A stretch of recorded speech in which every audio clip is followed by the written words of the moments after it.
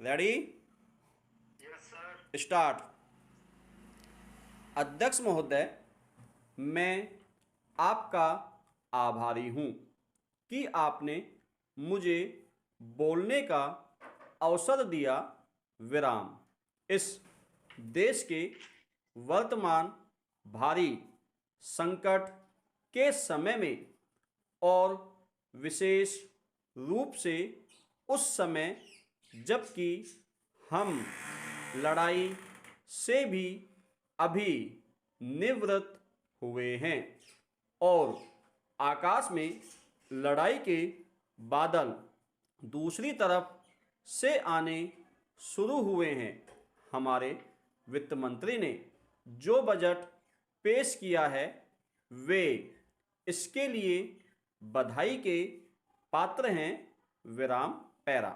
यद्यपि भिन्न भिन्न पहलुओं को लेकर आलोचनाएं की गई हैं, लेकिन यदि उनकी कठिनाइयों को भी देखा होता कि राष्ट्र को किन किन संकटों का सामना करना पड़ रहा है, इस बात पर भी अगर मेरे से पहले बोलने वाले वक्ताओं ने विचार किया होता तो मेरा विश्वास है कि उनकी आलोचनाओं का आधार कुछ दूसरा होता।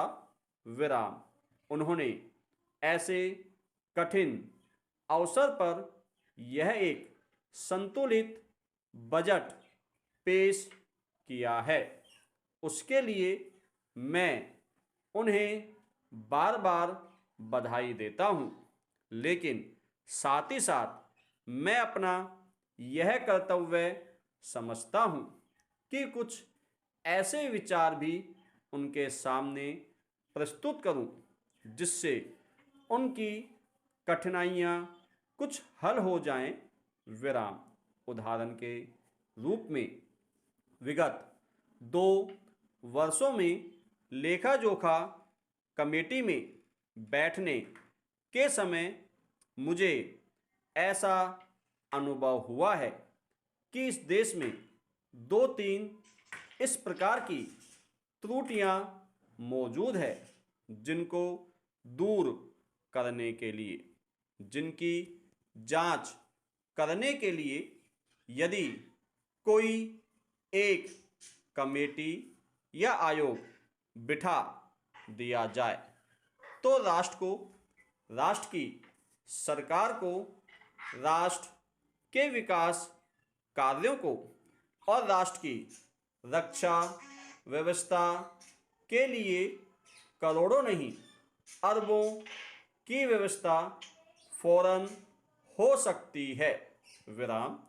केवल शासन को जागरूक होकर कुछ कदम उठाने की आवश्यकता है। विराम पैरा।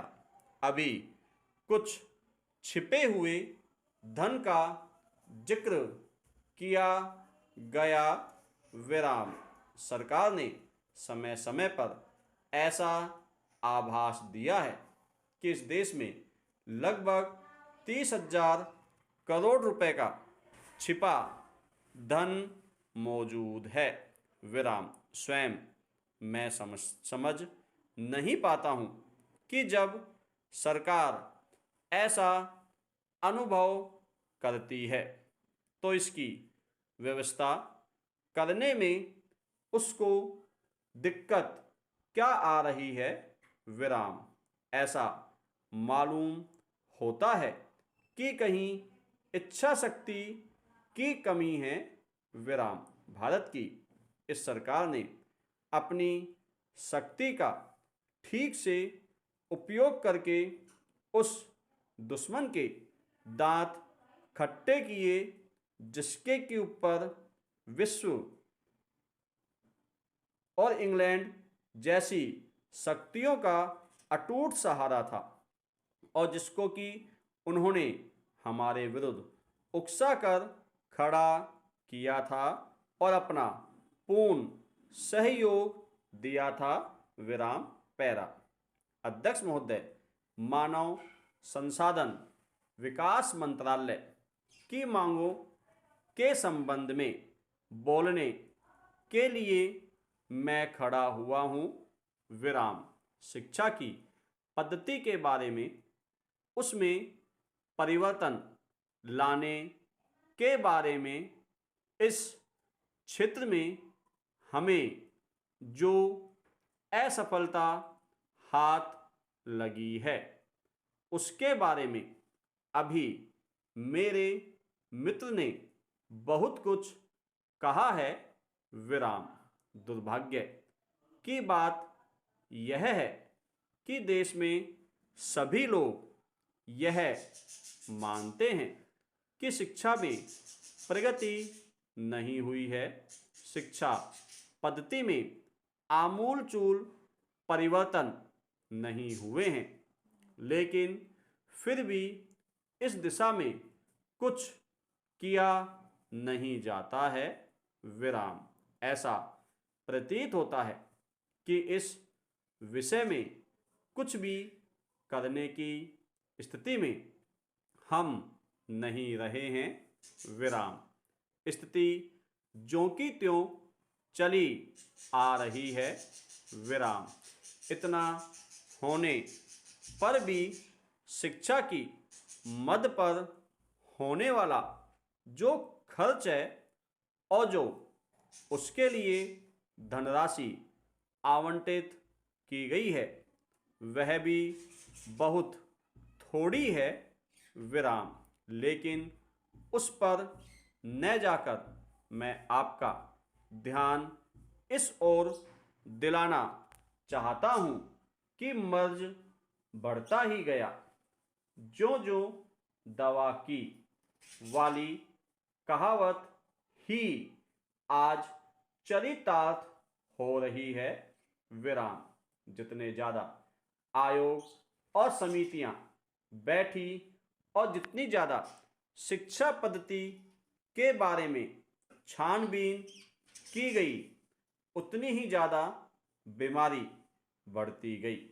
बीमारी का इलाज न होकर भी खराबियां पैदा होती गई।